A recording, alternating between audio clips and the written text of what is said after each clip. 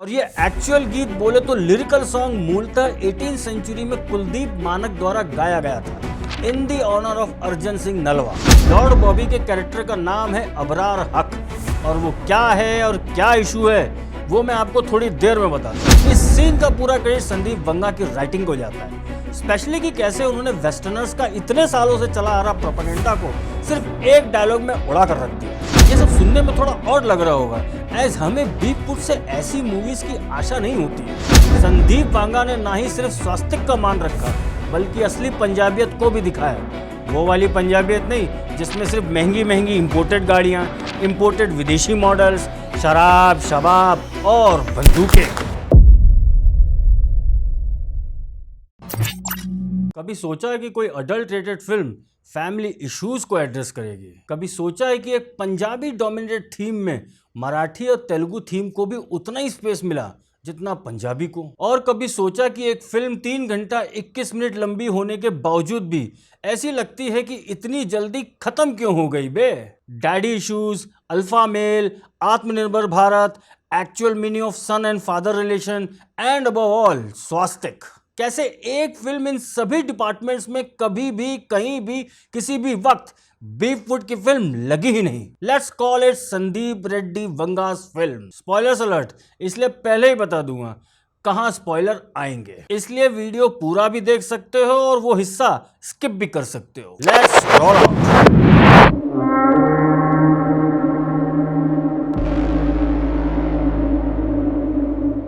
नमस्कार मित्रों, मैं सौरभ और आप देख रहे हैं भारतवर्ष। करीब 18 महीने लगे एनिमल फिल्म की स्क्रिप्ट लिखने में, 100 दिन में पूरी मूवी शूट हुई और 4.5 महीने लगे पूरी फिल्म एडिट होने में। और फिल्म का 80% बैकग्राउंड स्कोर शूट शुरू होने से पहले ही बनाया जा चुका था, ताकि जो भी एक्टर्स हैं वो शूट करते समय एक्टर्स नहीं बल्कि कैरेक्टर्स लगे। भाई ये सब बीफुट में?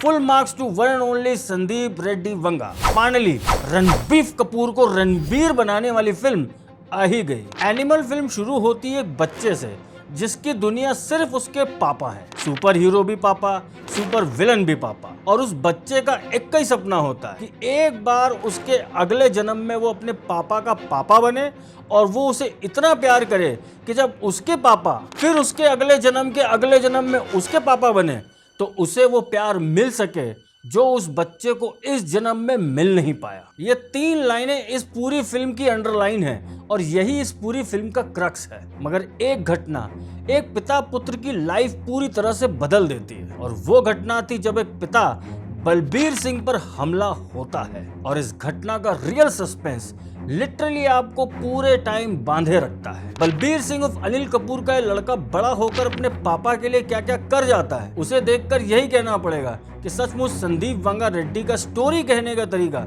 सबसे अलग है। रणबीर कपूर के कैरेक्टर का नाम होता है रणविजय बलबीर सिंह, और आपको ये जानकर हैरानी होगी कि हीरो का नाम फिल्म के इंटरवल से ठीक पहले ही ऑडियंस को मालूम पड़ता है। Now that is something very unique, क्योंकि ये फिल्म आपको लेयर्स में दिखेगी। हर कैरेक्टर की अपनी अपनी एक कहानी है, जिसकी वजह से इस फिल्म की लंबाई 3 घंटा 21 मिनट है। मगर फिल्म देखते वक्त कहीं भी ये एहसास नहीं हुआ कि ये फिल्म इतनी लंबी है। Anil Kapoor as Balbir Singh is the actual villain of the story की बात कर रहा हूँ, मूवी की नहीं। बलबीर सिंह और रणविजय सिंह के इश्यूज आज के द सो कॉल्ड मिलेनियल्स हो या इवन 90s की वो यंग जनरेशन जिसने नया नया लिबरलाइजेशन देखा हो, उससे डायरेक्ट रिलेट कर पाती है। लॉर्ड बॉबी के कैरेक्टर का नाम है अबरार हक, और वो क्या है और क्या इशू है वो मैं आपको थोड़ी देर में बताता हूँ हमारे एंडिंग एक्सप्लेन वाले सेक्शन में। मगर बॉबी देओल ने इस फिल्म में एक डायलॉग भी नहीं बोला है, एज वो गूंगे बने हैं। और सिर्फ ये तस्वीर जो उनके बेकारी के दिनों की तस्वीर है जब वो सेलिब्रिटी क्रिकेट खेलते थे, इस एक तस्वीर ने इनको एनिमल फिल्म का रोल दिलवा दिया, जो लॉर्ड बॉबी के करियर को और हाइट्स देगा, एज ये रोल कोई और कर नहीं सकता था। रणबीर और बॉबी की फाइट वाकई देखने लायक है, और काफी समय बाद किसी हिंदी फिल्म में ऐसा फाइट सीक्वेंस देखने को मिला। रश्मिका मंदाना ने गीतांजलि का रोल किया है, जो रणविजय की वाइफ बनी है, और सिर्फ कुछ सीन्स को छोड़ दें तो इनका काम ठीक है, एज इनको अब भी मुंह में नहीं मुंह से बोलने की आदत डालनी पड़ेगी। बाकी सारे कैरेक्टर्स अपने अपने रोल्स में जमे हैं और शक्ति कपूर एज मिश्रा अंकल ही स्टैंड आउट होते हैं apart from Suresh Oberoi. Animal film की सीधी फिलॉसफी है कि जब इंसान को सही टाइम पर अपनों का प्यार नहीं मिलता है तो वो एनिमल बन जाता है। वो एनिमल जो किसी भी हद तक जा सकता है अपनी खुद की ही वैलिडेशन प्रूव करने के लिए। इस फिल्म में ना तो आरसीएस है, आरसीएस नहीं पता, RCS stand for Rahim Chacha syndrome, इसे याद रखना, बार बार नहीं बताऊंगा। ना तो फिल्म में फेक फेमिनिज्म है, बल्कि इसके उलट एक पति पत्नी के रिलेशन में जब पति से गलती होती है तो वो अपनी पत्नी से थप्पड़ भी खाता है और वो अपनी पत्नी के पांव पकड़कर मना भी लेता है, पत्नी पर हक भी जताता है और जहां हक देना होता है वहां वो सरेंडर भी होता है, but all in alpha male style. Alpha male बोले तो कबीर सिंह या अर्जुन रेड्डी R-rated वर्जन, और उसकी पत्नी एक थप्पड़ से तलाक नहीं देती है। ये सब सुनने में थोड़ा ऑड लग रहा होगा, एज हमें बीफ फुट से ऐसी मूवीज की आशा नहीं होती है। फिल्म के क्लाइमैक्स में बलबीर सिंह और रणविजय सिंह का वो सीन कि मैं पापा और आप बेटा और बहरा नहीं हूं मैं, ये इंटायर सीन से इंटायर सीक्वेंस एंड में सबको रुला देता है। और भाई ये मशीन गन वाला सीन, इस सीन से ठीक पहले जो डायलॉग्स बोले गए, लाइक मशीन का कॉन्सेप्ट बना दिल्ली में, मशीन बनी बेंगलुरु में और असेंबल हुई महाराष्ट्र में, a true make in India product, आत्मनिर्भर भारत, और मशीन के नीचे भी मेक इन इंडिया था। और इस पूरे इतने लंबे डायलॉग ने जवान फिल्म के प्रोपेगेंडा की हवा पहले ही निकाल दी, और वो मराठी थीम पर पंजाबी बीट्स, अलग ही था ये पूरा एक्शन सीक्वेंस। वैसे ये मशीन गन एक्चुअली में डिजाइन करके बनाई गई है, अगेन आर्ट डिपार्टमेंट का काम बहुत हाई है। फिल्म की स्टोरी एनालिसिस से पहले इसके बैकग्राउंड स्कोर की बात ना करें तो ये वीडियो पूरा नहीं होगा। फिल्म का बैकग्राउंड स्कोर इस फिल्म को इतना लंबा होने के बावजूद भी आपको ये एहसास नहीं होने देता है कि यार ये मैं फिल्म देख रहा हूँ या बिंज वॉच सीरीज। कुछ लोगों को इस फिल्म से प्रॉब्लम हो सकती है, स्पेशली ममाज बॉय, शोना बाबू टाइप्स वाले लड़के, क्योंकि उसे जानने के लिए आपको पहले अर्जुन रेड्डी और कबीर सिंह वाला टेस्ट पास करना पड़ेगा। फिल्म की सिनेमेटोग्राफी, पटकथा, टाइट शॉट, क्लोजअप शॉट, ये सब बाकी चैनल्स पर देख लेना। अब हम रियल एनालिसिस करते हैं। This film is not a beef foot film, ये संदीप वंगा की फिल्म है। एनिमल फिल्म के ट्रेलर में ये स्वास्तिक वाला सीन था जिसके बारे में मैंने अपने शॉर्ट में अपना डर जाहिर किया था, एज भाई ये है तो बीफ फुट की फिल्म। मगर फिल्म में जब रणविजय को उसकी पत्नी एक चर्च ले जाती है, टिपिकल कॉन्वेंट स्कूल टाइप्स, तो उस चर्च का पादरी जब रणविजय के फैमिली बिजनेस के कंपनी के लोगो बोले तो स्वास्तिक को हिटलर नाजी सिंबल कहकर रिडिक्यूल करता है, तो भाई in the history of beef foot पहली बार एक प्रोटैगनिस्ट, मेल लीड, उस पादरी को स्वास्तिक और हिटलर नाजी सिंबल का असली डिफरेंस बतला देता है, that too in a very very unapologetic way. इस सीन का पूरा क्रेडिट संदीप वंगा की राइटिंग को जाता है, स्पेशली कि कैसे उन्होंने वेस्टर्नर्स का इतने सालों से चला आ रहा प्रोपेगेंडा को सिर्फ एक डायलॉग में उड़ा कर रख दिया। जर्मन नाजी सिंबल और स्वास्तिक में डिफरेंस ये है कि German Nazi symbol is actually called Hakenkreuz, जो कि एक हुक्ड क्रॉस है जिसके चारों आर्म्स इक्वल बराबर हैं और वो क्लॉकवाइज बोले तो राइट एंगल में घुमा हुआ है। और स्वास्तिक क्या है? स्वास्तिक is a symbol of health, luck, success and prosperity. And even स्वास्तिक क्रॉस जैसा नहीं बनता है, वो ऐसे बनता है, और वो सनातन का वो प्रतीक है जिसके बगैर कोई भी नया कार्य शुरू नहीं किया जा सकता है। मगर आज के the so called information age में आज भी विकिपीडिया पर यही प्रोपेगेंडा चल रहा है कि Nazi symbol is a swastika symbol. एक मेन स्ट्रीम फिल्म में एक हीरो का इस इश्यू पर अनअपोलोजेटिक एटीट्यूड से बोलना ही बताता है कि डायरेक्टर ने कैसे एक डायलॉग से सारे इवेंजलिस्ट, सारे वेटिकन लवर्स, सारे western conspiracy theorist, specially Aryan Dravidian picnic वाले, सबको पेल दिया। जबकि फिल्म में इस सीन को काफी कैजुअल और बोल्ड तरीके से दिखाया गया है, जो अगेन इस बात को शो करता है कि आज का युवा अपनी कहानी दूसरों के मुंह से नहीं सुनेगा, बल्कि अपनी कहानी खुद लिखेगा और अपने पास्ट को हमेशा अपने पास ही रखेगा। एनिमल फिल्म का ये सॉन्ग अर्जन वैली, ये जिस थीम पर बेस्ड है वो धाड़ी म्यूजिक है, जिसे श्री गुरु गोविंद सिंह जी ने मुगलों से लड़ते समय अपने लोगों में साहस, वीरता पैदा करने के लिए गाया था। This is the war cry of six during the Mughal times. और ये एक्चुअल गीत बोले तो लिरिकल सॉन्ग मूलतः 18th सेंचुरी में कुलदीप मानक द्वारा गाया गया था in the honour of Arjan Singh Nalwa. अर्जन सिंह नलवा को अर्जन वैली के नाम से भी जाना जाता है, जो द रियल खालसा वॉरियर और महाराजा रंजीत सिंह के अनडिफीटेड जनरल हरि सिंह नलवा के पुत्र थे। वही हरि सिंह नलवा जिनके बारे में अफगानी माएँ अपने बच्चों को यही कहती थी कि बेटा सो जा वरना नलवा आ जाएगा। शोले का गब्बर सिंह वाला डायलॉग याद आया ना, 50-50 कोस दूर नलवा बन गया डाकू। एज गब्बर के बाप का नाम हरि सिंह ही तो था। अब भाई अफगानिस्तान से आए एक परिवार में जन्मे सलीम खान साहब को इतना डिस्काउंट तो देना पड़ता है ना। एज जिस नलवा ने अफगानी पठानों को चूड़ीदार शेरवानी पहना दी जो आज तक उनकी ड्रेस कोड बनी हुई है, तो भाई मान सकता हूँ दिल से अभी तक बुरा लगा हुआ है। मेरी हमदर्दी साथ। अर्जन सिंह नलवा भी अपने पिता के बाद सिख एम्पायर के जनरल बने और उन्होंने एक बार अपने खंजर से एक टाइगर को मार डाला था जिसने उनके घोड़े पर हमला किया था। तब ये सॉन्ग उनकी वीरता को डेडिकेट करने के लिए लिखा गया और गाया गया था। इवन फिल्म में ऑडियंस को यही लगा कि रणबीर कपूर ने साउथ इंडियन लुंगी पहनी हुई है, जबकि ये ट्रेडिशनल पंजाबी चादर है। तो अब आप समझ सकते हैं कि being a non Punjabi Sandeep Vanga की क्या रिसर्च होती होगी। संदीप वांगा ने ना ही सिर्फ स्वास्तिक का मान रखा बल्कि असली पंजाबियत को भी दिखाया। वो वाली पंजाबियत नहीं जिसमें सिर्फ महंगी महंगी इंपोर्टेड गाड़ियाँ, इंपोर्टेड विदेशी मॉडल्स, शराब, शबाब और बंदूकें। इस फिल्म में कई जगह स्कोप था जहां अगर कोई बी फुट का डायरेक्टर होता तो पक्का नाजी नारी फेमिनिज्म दिखा देता और रहीम चचा सिंड्रोम के चलते एक रहीम चिचा जरूर आ जाते जो अहिंसा और शांति का पाठ पढ़ाते। ओ सॉरी, मैं इनकी बात नहीं कर रहा था।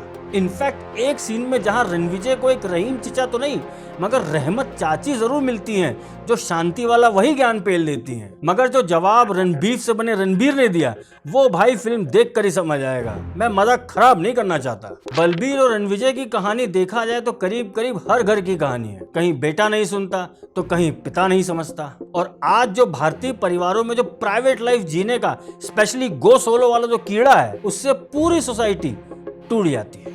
जब फिल्म में रणविजय अपने पिता बलबीर पर हमले के बाद अपने भरोसे के लोगों को ढूंढने निकलता है तो वो अपने गांव ही सबसे पहले जाता है जहां वो अपनी एक्सटेंडेड फैमिली के भाइयों को साथ लेता है। बोले तो पूरे कुनबे को एक साथ जोड़ता है। Again typically not so Bollywood, क्योंकि बीफ फूड में आज भी the so called family movies में यही इशू बना हुआ है कि भाई हमको कोई स्पेस नहीं देता है। लाइक रॉकी और रानी की प्रेम कहानी वाला क्यूटियापा। रणबीर कपूर काफी टाइम बाद अपने कंफर्ट जोन से बाहर निकला है, स्पेशली जब रणबीर ने बर्फी, रॉकेट सिंह और वेकअप सिट जैसी फिल्में करी थी। मगर उसके बाद रोम कॉम वाले कंफर्ट जोन और शमशेरा, ब्रह्मास्त्र जैसी कमजोर कहानियों के कारण रणबीर ही बनकर रह गया। मगर ये फिल्म रणबीर के फिल्मी करियर को रीडिफाइन कर सकती है, बशर्ते वो अब हिंदू फोबिक एजेंडाओं से भरपूर फिल्मों से दूर रहे। बट जब तक आलिया भट्टाभट है तब तक मुश्किल है, एज महेश आनी भट्ट का भी खून शामिल है इस मट्टी में। फिल्म में कुछ लोग कह सकते हैं कि वॉयलेंस थोड़ा ज्यादा ही हो गया। थोड़ा? हाँ जी थोड़ा, क्योंकि एक्चुअल फिल्म 3 घंटे 49 मिनट के आसपास की है और वो फिल्म आप जब ही देख पाएंगे जब ये फिल्म थिएटर से निकलकर OTT पर आएगी। इस एक्स्ट्रा 30 मिनट्स में और भी एक्शन सीन्स होंगे और कुछ डिलीटेड सीन्स भी होंगे। और अब आते हैं एनिमल फिल्म के एंडिंग पर। जो लोग स्पॉइलर नहीं चाहते हैं तो ये वीडियो अब अगले 3 मिनट स्किप कर दें। As per the story, Ranvijay Singh उर्फ रणबीर और अबरार हक उर्फ लॉर्ड बॉबी असल में भाई भाई हैं, बोले तो कजिन्स। एज रणबीर के दादा सुरेश ओबेरॉय और लॉर्ड बॉबी के दादा सगे भाई होते हैं और स्वास्तिक इंटरप्राइजेस में एक साथ काम करते हैं। बट स्वास्तिक इंटरप्राइजेस में लगातार घपला करने के बाद बड़ा भाई सुरेश ओबेरॉय छोटे भाई को कंपनी से निकाल देता है और वो छोटा भाई टर्की जाके शिफ्ट हो जाता है। बाद में उस भाई का लड़का होता है जो अपने चचेरे भाई अनिल कपूर, बोले तो बलबीर सिंह से स्वास्तिक इंटरप्राइजेस में हिस्सा मांगने आता है, मगर बलबीर सिंह उसे हिस्सा देने से मना कर देता है। एज स्वास्तिक इंटरप्राइजेस को बलबीर सिंह ने अपनी मेहनत से खड़ा किया था और वो चचेरा भाई टर्की लौट जाता है। एंड गेस व्हाट, वो अपना धर्म बदलकर मजहब में आ जाता है और खूब सारे बच्चे पैदा करता है। उसमें से सबसे बड़ा होता है अबरार हक और वो अपने दादा को इसी गम में कि स्वास्तिक में हिस्सा नहीं मिला जिंदा जलते हुए देख लेता है और तब से अपनी आवाज खो देता है। और इसी अबरार हक के भाई को रणविजय सिंह मार देता है एज उसने ही बलबीर सिंह पर गोलियां चलवाई थी as per the grand plan of Abrar Haq himself. और एक खास बात, एनिमल फिल्म का सीक्वल भी आएगा एज इस फिल्म में इनका तीसरा भाई भी होता है। इनका बोले तो अबरार हक लॉर्ड बॉबी देओल का, जिसको प्लास्टिक सर्जरी से रणविजय सिंह रणबीर कपूर की शक्ल मिल जाती है और फिल्म के पोस्ट क्रेडिट सीन में वही रिवील होता है और वही रणविजय सिंह के पकड़े हुए चचेरे भाइयों को अपने बुचर नाइफ से काट देता है। सो क्लियरली नेक्स्ट पार्ट में एनिमल नहीं, एनिमल पार्क होगा। और हाँ, एंड में ये भी रिवील होता है कि बलबीर सिंह को कैंसर निकला है और वो सिर्फ 6 महीनों का मेहमान है। मगर लास्ट में रणविजय सिंह को जब गीतांजलि छोड़कर जा रही होती है तब उसका लड़का उससे ऐसे लिपट जाता है जैसे कभी रणविजय बलबीर से लिपटना चाहता था और गीतांजलि रुक जाती है। क्लियरली नेक्स्ट मूवी में एक नहीं 2 रणविजय होंगे और पिता पुत्र की इक्वेशन और बढ़ेगी। वैसे एक चीज मैंने नहीं बताई है, जब फिल्म देख लोगे तब समझ आएगी कि रणविजय सिंह को अबरार हक का प्लान पता कैसे पड़ता है। कुछ तो सस्पेंस रखूं। सो अब आप सोच सकते हैं कि संदीप रेड्डी वंगा ने 10 महीने क्यों लिए होंगे इस कहानी को लिखने में। ऑफ कोर्स प्रेमाइस रेडी होगा, बस अब स्क्रीन पे लिखना होगा। बट भाई अब देखना पड़ेगा कि कितने टाइगर, पठान, जवान को ये एनिमल पीछे छोड़ता है। संदीप रेड्डी वंगा की कबीर सिंह फिल्म को क्रिटिक माफियाज ने सिरे से कैंसिल कर दिया था और उस फिल्म को एक वॉयलेंट फिल्म कहा था। तब संदीप ने यह कहा था कि मैं इन क्रिटिक्स को बताऊंगा कि असली वॉयलेंट फिल्म क्या होती है। भाई मान गए, क्रिटिक माफिया की बजा भी दी और इन्हीं के फेवरेट बीफ फूड के स्टार्स से बजवा भी दी। Well done Sandeep. और अब चलते चलते आप सभी के मैसेजेस और मेल्स मुझे मिलते रहते हैं कि मैं रेगुलर क्यों नहीं आ पा रहा हूँ। तो भाई सबसे पहले सॉरी शक्तिमान। कुछ personal reasons, family reasons and specially one betrayal, इन सभी ने मेरे मेंटल स्टेटस को हिला कर रखा हुआ था। हालांकि बिट्रेयल वाला मामला अब खत्म हो गया है मगर फैमिली इश्यूज अब भी हैं। बट अब से सब कुछ रेगुलर होगा। बड़े वीडियोस डिफरेंट जॉनर के आएंगे, स्पेशली एक्सप्लेनेटरी सीरीज जो आपको भारतवर्ष का एक नया रूप दिखाएगा एज उसमें हम लोग पहले से ही लगे हुए हैं। आशा करता हूं आप सभी का साथ हमेशा मिलता रहेगा एंड यस, शॉर्ट्स आते रहेंगे। So please give your feedback on that also so that मैं आपकी पसंद के टॉपिक्स पर शॉर्ट्स ही नहीं बल्कि बड़े वीडियोस भी लाऊं। अगर आप भी बीफ फूड नहीं हिंदी फिल्म को सपोर्ट करना चाहते हैं इस वीडियो को लाइक, कमेंट, शेयर, इस चैनल को सब्सक्राइब अवश्य करें क्योंकि इस नए भारत के भाग्य विधाता हम हैं। धन्यवाद।